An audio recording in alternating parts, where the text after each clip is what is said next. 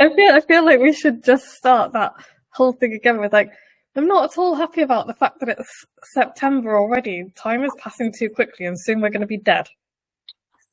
You're kind of feeling like you're in the autumn of your life and winter's just fast approaching.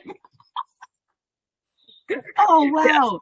Yeah, but time is weird, isn't it? How it can seem to pass really quickly sometimes and then drag others. And I don't know if we feel it more as ADHD as that swing between suddenly, like, I mean, I can be doing things thinking that's only going to take me 4 minutes and it's taken me an hour just to write an email or something. Yeah, well, you know what? I was thinking about that on my trek up to the cabin, because I was like speed walking along because I've just made terrible pancakes. So Pancakes? Do tell. What how do you make a terrible pancake? well, it becomes terrible when I get involved. That's the problem. So yeah, because normally we have because we've got chickens, so we have always plenty of eggs. Wow. And so at the weekend we have pancakes, and Joe makes pancakes, and it's amazing because Joe does all the cooking, because if I cooked, then we would die of starvation and poisoning. Who knows which would be first. And so yeah, he will make pancakes, but then there's like a big pancake, like loads of pancake mixes. So I'll be like, start our Monday morning with pancakes, which is really nice. Yeah. And yesterday he was out all day, and so was I, and so there were no pancakes, and so I was like, I'm going to make pancakes. It'll only take 10 minutes. It did not, narrator. It did not take 10 minutes. But like. And then I was like, how does he do this? Because you have to like make it and mix it. And then I think I put too much salt in. And then I think I put not enough baking powder in. And then I had to chop up the fruits because I had like strawberries and raspberries. And I was trying to chop the fruit and melt the butter. And then Joe was like, what is happening? And I was like, I don't know. This is very stressful. And he's like, it's not. It's only pancakes. And I was like, no, it's really stressful. And then I had too much butter, so I had this like soggy, greasy pancake. And he's like, "It's okay. The first pancakes are always not the good pancakes. They're the sacrificial pancakes." And I was like, "Right, okay." And then we ate them, and they were chewy. And I was like, "This is not good." What's bizarre that they sound exactly like the pancakes I made for my family on holiday, which were dreadful. I think I put too many eggs in, and they just ended up like heavy pieces of leather. Which was nasty. Leathery pancakes. Yeah, they were revolting. They were just really, really bad. And yeah. I feel like they're sitting in my stomach now, like mocking me. Yeah, we should leave pancake making to other people. Yeah, and and it's not even weaponized incompetence. I'm not doing what like loads of men tend to do to their wives. I'm like, I don't know what happens, and then I get like really distracted. And I was like in the room and distracted. I was like, how is that even possible? And then I was like, it's going to take 10 minutes, and it didn't. It took I started at just gone 9, and then I just have zoomed in here like 5 minutes ago, and so yeah, back to swinging back to the original point, swinging wildly back. It's like, I can't do time. I can't do it. Yeah. It's odd, isn't it? It's odd. I've gradually made things a little bit easier for myself by doing lots of alarms and sort of, planning my day out in advance to try and get my head round exactly how much time I have for things. But I look back on my past life. I'm not looking at past life regression here. I'm just when you were Cleopatra. I just spilt water all over my desk. Oh no. Okay. Right. So okay. Yeah, this is like general for me, clumsiness. No, this is nice, because normally I'm the one creating chaos on this call, and today you throw water everywhere, and that makes me, not in a Schadenfreude way, but in a that makes me happy. Oh, brilliant! What was I saying? The last life before. In my previous life as a Norwegian dairymaid, it was really difficult. You'd be a really good Norwegian dairymaid. I like to think so. Yeah. Oh, what was I saying? Yes, before I understood that I just don't have that that same capacity that a lot of people do have for just being normal and just running through their day and doing the things they said they were going to do at the correct time. Yeah. I don't know how people do that. It's difficult. It is difficult. Yes. Yeah. You have no concept of time passing at all. Because to me, like, the pandemic feels like it was yesterday. Yeah. And also, next year, I don't know what that is. So it's like, I know I've said this before, but it's like, I've got now and not now. And that's it. It's like now and not now. Right. Okay. That's the way time feels to me. Right. Okay. And yeah, I mean, you might be like much further on that than me, because, you know, you've got like a different set of challenges, haven't you? We all do, because you know, but it's like what am I thinking about? I had real you know, I journal and I plan, and that part of my part of the way I operate is that every quarter I plan and decide all the things I want to do. And I also do what's called magic pen. Have you ever done this, where you think you start the thing with a sentence, I'm so happy and grateful because no, sorry, you start with a date. So say you choose a date 5 years from now. So it's the 2nd of September 2029.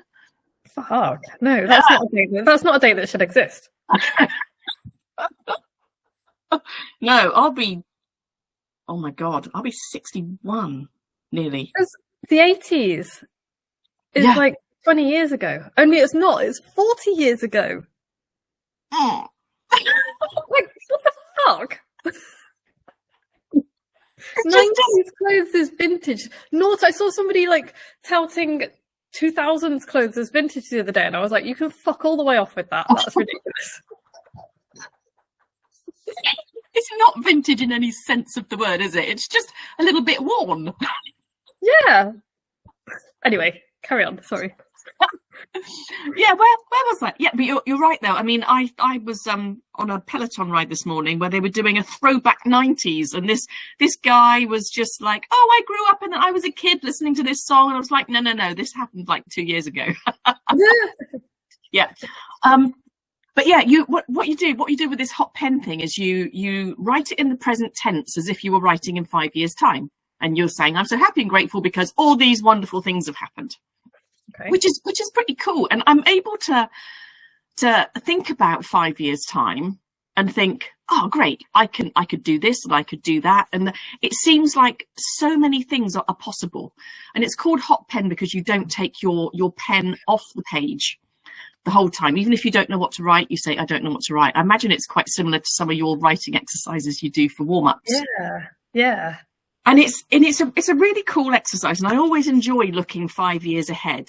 But the other day, I tried to do it for 2 years' time, and I just thought, oh, well, there's no time for anything in 2 years. It's just ridiculous. I can't do anything in 2 years' time. This is just like, well, it's going to be pretty much the same as it is now. And it was like that shift between 5 years and 2 years. I mean, of course, I can achieve a lot in a week. I know that in all seriousness, but when I allowed my imagination to go into 2 years' time, it was just like, well, that's no time at all. No, it isn't. And also it is. Yeah, it's loads of time. Yeah, but it isn't. It's Schrodinger's time. Yeah, Schrodinger's 2 years. I like that idea though. I like the idea of looking back in 5 years at what I wrote. Right, yeah. Yeah. Not that I would remember to look back, because ADHD, so I don't know, I'd have to put a reminder in my calendar. And then, like, assuming that the world hasn't exploded by then, and that my electronic reminders will still exist. You could make a time capsule. You could print something off and put it in a time capsule and give it to Joe to remember to give it to you one Sunday when you're having pancakes.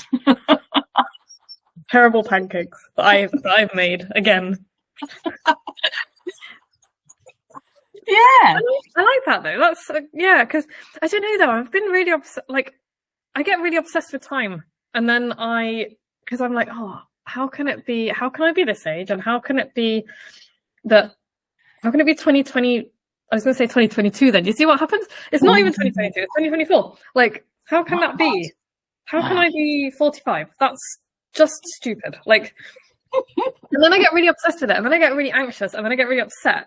And then I'm like, this is such a waste of time. Like, why can I not just be now? And so, yeah, I don't know if that's like, do you find that? Or is it just me? No, I get all sorts of weird. Sometimes I feel almost very happy and hippie with everything about, just existing, and it all seems good. And sometimes I think to myself, God, what was I doing 5 years ago? I actually can't remember where I was 5 years ago, but I'm pretty sure I haven't made all the progress that I thought I was going to make in 5 years. Yeah. Then I think, well, like, progress by whose measurement? And then I'm like, why is that even, like, are my goals now even the same as they were 5 years ago? And they're probably not. And then it's like, so what, what do I want to do? And like, then my goals change, because they always do. And it's like, I don't actually want to be like productive all the time. So I'm reading Cal Newport's Slow Productivity at the moment. I'm reading it very slowly, not deliberately, but it's really good and I love it. And so I'm going to share a thing that I've just done that I found really, really useful, because I also am a journaler and a planner and a list maker. Yeah. And so the whole premise of slow productivity is do fewer things, work at a natural pace, and obsess over quality. And they're like the three tenets of slow productivity. And he talks a lot about how, like, in the olden days, you'd look at someone like Isaac Newton, and he would like have his idea, but then he didn't publish it until 20 years later. Wow. And he did other things in between. And Galileo's theory of, I can't remember which theory it was, I think it was the motion of the planets. And he like noticed something. And then 25 years later, he published his thing, and then he got excommunicated. But it's like that, you can't say that those people weren't productive, because like, they literally changed the face of how we see science. And yet, measuring it by modern standards of productivity, they weren't like, they did nothing. They just faffed. And so his whole thing is like this whole culture of, especially for knowledge workers, because we've applied like factory productivity to knowledge workers, and you can't do that, because like with factories, you've got an input and an output, and you can things come out of the other end. You put things in and they come out. But with knowledge workers, you can't do that, because you don't always see the productivity that's going on, and that's why there's so much issue with like busyness and presenteeism and all of that bullshit that's like, oh, I need to be seen to be busy. Why? Why? There is no reason for it.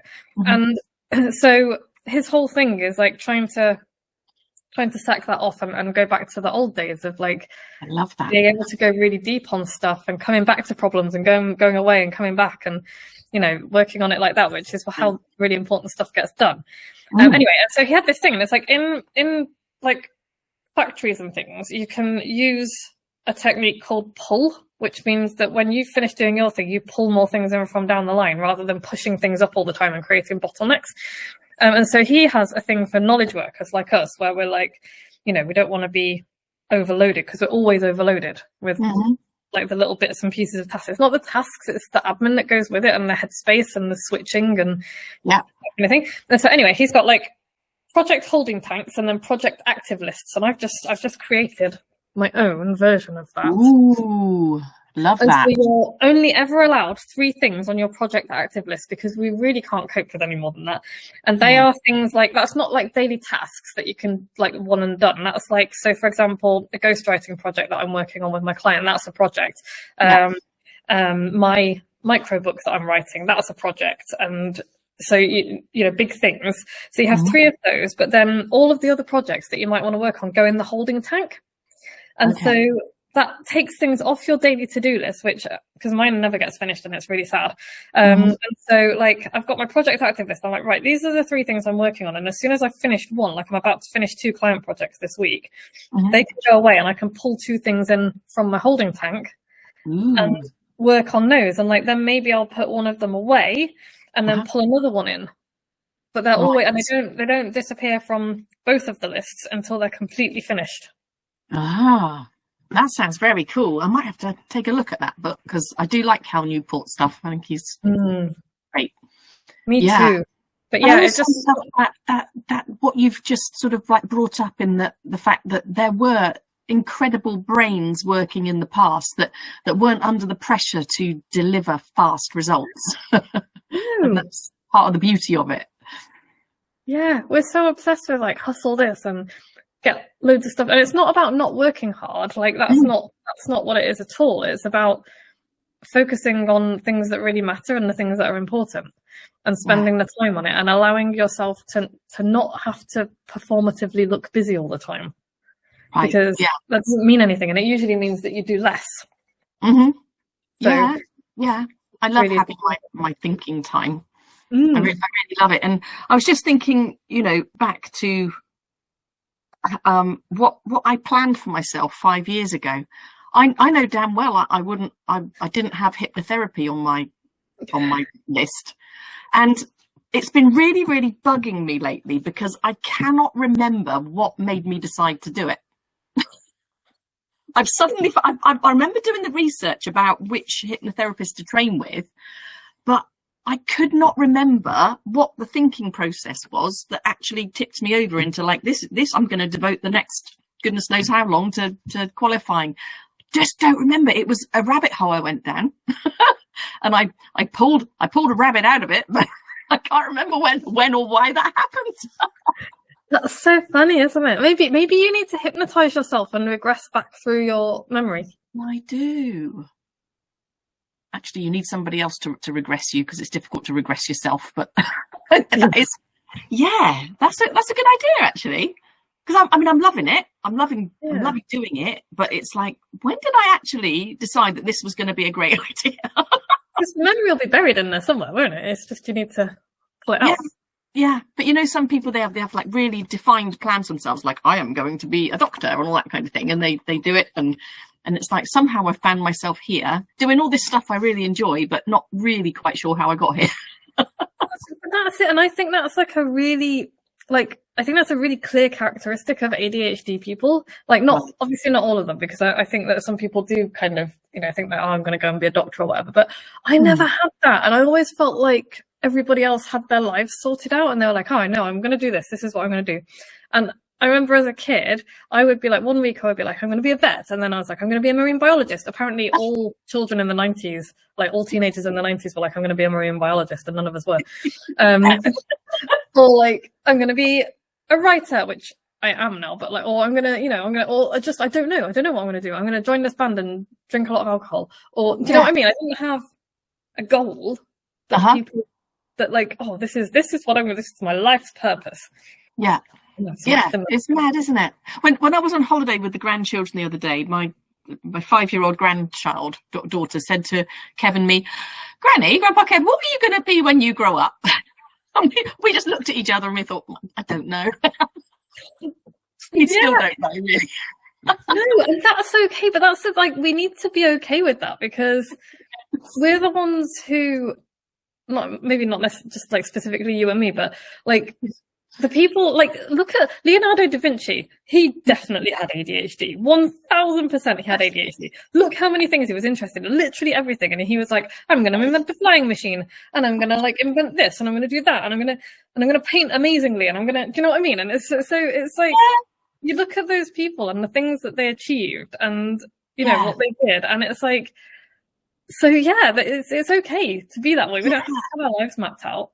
I know Leonardo is one of my all-time heroes, and he would definitely be one of my fantasy dinner party guests.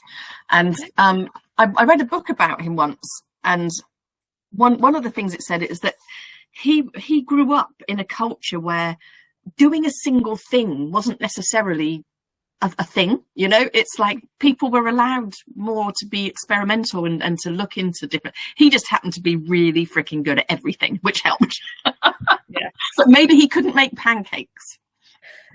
Maybe he could. I bet he, you know what though? I bet he would have looked at my pancakes and he would have gone, I'm going to invent a machine to make the perfect pancake. And then he would have done it. He probably would. Or he would have found the perfect use for your pancakes, like weapons or something like that. Fighting pancakes. They weren't that bad. They were terrible. It was the way the family sat round politely eating them. I just wanted to cry into them because they were being so kind. They're nice, Granny. I thought, they're really not. Joe was being really nice this morning, and I was on the verge of tears, and I was like, this is ridiculous. It's pancakes. It really doesn't, it's not that important. But I was like, let's try them. Pancakes are terrible, and Joe always makes me great pancakes, and I can't even like make him nice pancakes. Oh, I tell you what, I had a cooking overload moment as well on bank holiday that's recently gone past, because I've got so used to just cooking for me and Kev now most of the time. We have our gusto and it's really easy because the instructions are all there. And I thought, I've got the whole family coming over, so there was about 10 of us in all. Yeah. And I thought I'd do Mexican because I thought, well, there's lots of different bits for everybody, isn't there? I can do some chili and some rice and some fajitas, that kind of thing. And there's little bits that everybody can eat. And it was a logistical nightmare, not just because I realised that there were loads of things to get ready all at the same time, but also where to put everything. Yeah. And then your kitchen becomes covered with every available surface. Yeah. And my brain was literally, I could feel the smoke starting to come out of my ears. And luckily, because I understand myself now, I was able to look at Kev and look at my son Jay and go, I can't even function right now. There is too much going on, and somebody's going to have to help me out here because I'm just like, and people saying, can I help? And I'm like, I don't know what to tell you to do. I'd actually stopped being able to even give instructions to ask for help. Do you know what though? It's so funny you should say that, because I saw a meme the other day that was like the ADHD thing of not knowing when to ask for help for a start, because we just try and do all the things. Yeah. But then when you do realise that you need help, not being able to ask for help because you're like, this is too much of a mess now, like you said, and I don't even know what to ask you to do. And kids get there. Nobody ever thinks, you didn't appreciate that as a kid, did you, that your teachers actually had to go and get things ready before you started school? No, we just assumed they had a whole holiday as well, but they don't. No. And isn't it weird how you didn't really think they were real human beings when you were a kid? They were. Yeah, adults weren't real human beings. They were just yeah, I don't know. I always thought that other human beings weren't really real people either, though, because I just spent all my time under a blanket reading a book. So I know, happy days. Hey, yeah, that's my 5-year goal. That's what I would like to be doing in 5 years, is learning how to do all of the things like foraging and lino cut, and watercolors, playing an instrument, and reading all the time under a blanket. Oh, that would be so good. Growing veg. Yeah. Do you grow vegetables at the moment? I used to, and then I let my vegetable patches get really badly overgrown, and now they're so overwhelming I can't. And then I tried to grow tomatoes again this year in my greenhouse, and they have not done very well. Oh, partly because I haven't watered them enough, but also not just my fault. So I think gardening for me, I mean, I get these times where I go all at it in my garden for a whole weekend. I think, right, I'm on top of it now, and I'm going to carry on doing it, and I'm going to grow vegetables, and I will be Charlie Dimmock. However, by the following weekend, I'm already into something else, and I find it really hard to stay like as a nurturing gardener. Yeah, it's hard because they require long-term focus and care. Right. I'm not gonna. It's just no. And then I'll be like, I'll go water my greenhouse, and I'll go in, and everything will be shriveled because I'll have forgotten for a week. Oh, yeah. I think that is just part and parcel, isn't it, of us? But isn't it great though when you do get in the groove and in the mood with it? It's very therapeutic, gardening, isn't it? It is. I love it. It's really there is nothing quite like eating food that you've grown in your own garden. It's very cool. Yeah. And so, but I also think it's a prep thing as well, because we haven't got a tap up near our greenhouse. We haven't got water plumbed up there. And then when we do all of our extension of stuff, I'm going to get water plumbed up there, because part of my issue is, I've got to fill a watering can and drag it up the steps and go all the way, and it's just a pain in the arse, and I can't be bothered, or I'll forget. And so if I've got it plumbed up there, then it'll be much easier and nothing will die. If you were Leonardo da Vinci, you'd have a whole irrigation system, wouldn't you? Exactly. Well, I've got grand plans for a whole irrigation system. Ooh. Do you think we should try and be more Leonardo in our everyday lives and just invent stuff? Yeah. I think that's cool. Should we go on a mission to invent? Yes. Invent all sorts of things. It's like, what is annoying? Okay, instead of just complaining about it, how can I fix it? Yeah. Let's do that. Let's see if we can let's see if by the time next week rolls around, we could have come up with an invention for something. I love that. Okay. Next week, invent something awesome. And it could also be something like a helicopter, because Leonardo did. Yeah, he did. Or it could be something small. What do you think was the most simple, small thing that he did? Oh gosh, I don't know. Is it always big stuff? I don't know. He must have done really small stuff. I'm going to go on a Leonardo da Vinci wormhole now. Let's find out. What's the most ordinary thing that Leonardo did? Yeah, and then what problem did it solve, and what problem have we got that needs solving here? Yeah, pancakes. Yeah, because do you know what? I bet he did all sorts of little things that never got talked about. Like he probably developed a really good stool for his artist's work and that kind of thing that was perfect for what he needed it for. Because I bet that's how his mind worked. It's like, I'm not going to have just any old stool. I'm going to have this one that does that. Yeah, the first ergonomic stool. Could be, couldn't it? Yeah. Okay, and if you're listening to this, write in with your favourite Leonardo da Vinci invention. Yes, or a pancake recipe. Or a pancake recipe that works. Or let us know what you've invented to solve a problem.